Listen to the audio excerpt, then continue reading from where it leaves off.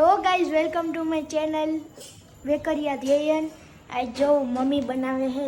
શું બનાવસ તું?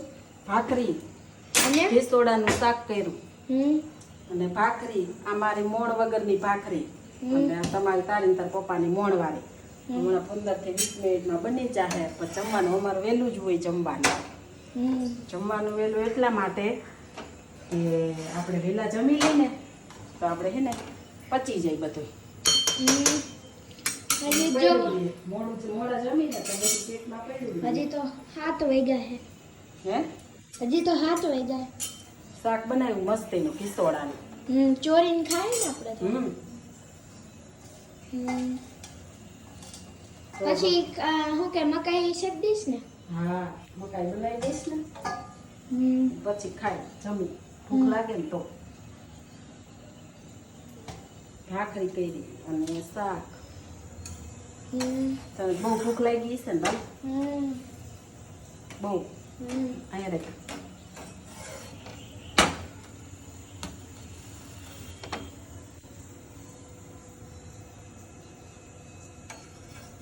બહારનો મોસમ કેવો છે?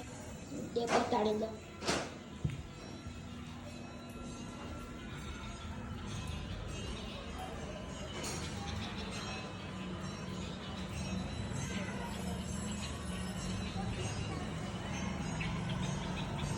વરસાદ જેવું થઈ ગયું.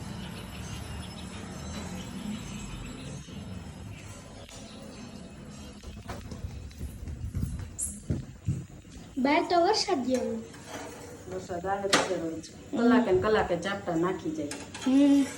આજ તો આપણે શાકભાજી લેવા ગયા ત્યાં કેવું થયું? એમાં કેવું થયું ખબર છે તમને? જો અમે કીધું બાલા હાલ આપણે બે શાકભાજી લેતા આવી અને નાતા આવી. જેવા અમે અહીંથી તૈયાર થઈને ગયા ને ત્યાં વરસાદ માંડ્યો દાબવા. હજી 2-3 મિનિટ પૂરતો પડ્યો હશે ને ત્યાં મોઢા ખાલી ભીના થયા. ત્યાં વરસાદ રહી ગયો તે મોઢા ભીના થયા. માર્કેટમાં ગયા ને ત્યાં પાછા સુકાઈ ગયા મોઢા અમારા. તો પાછા આવી ગઈ ને કપડાં બદલાવા પડ્યા એવું થયું. જો ભાખરી આવી રીતના બનાવવાની હોય. પહેલાં હે ને મને ભાખરી મારા લગ્ન થયા ને તો મને પહેલાં ભાખરી આવડતી જ નહીં. પછી મેં કીધું હે કેવી રીતના બનાવતા હશે.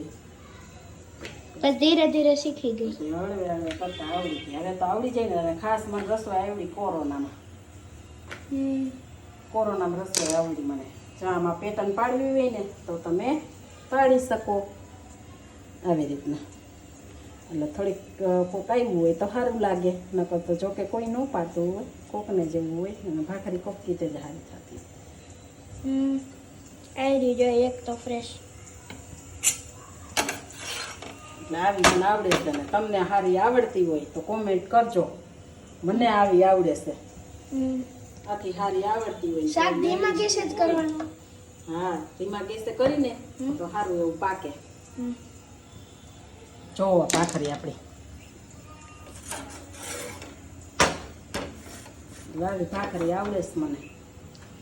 હાલો બસ આઈ જના હતું તો આટલું જ હતું. પછી નવા વ્લોગમાં નવી જર્ની શેર કરી.